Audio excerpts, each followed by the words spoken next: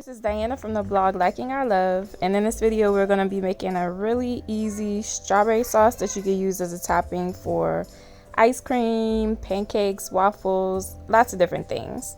All you need are 3 ingredients. You need a 1-pound bag of frozen strawberries, some sugar, and some vanilla extract.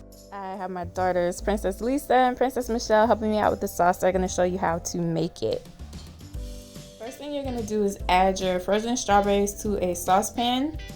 Then you'll add 1/4 cup of sugar and 3/4 teaspoon of vanilla extract. Then you're going to put your saucepan on the stovetop and cook it over medium heat for 12 to 20 minutes until it gets to the consistency that you like. Just make sure that you're stirring your sauce frequently while it's cooking.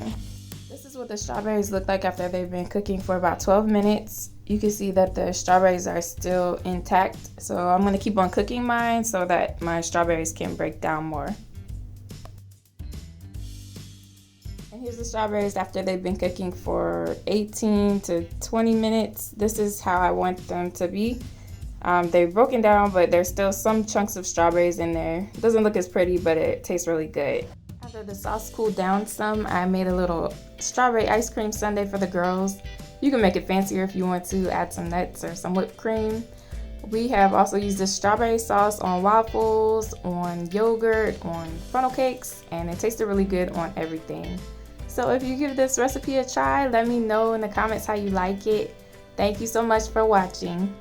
Don't forget to like, comment, and subscribe, and check us out at www.likingourlove.com for recipes and homemaking tips.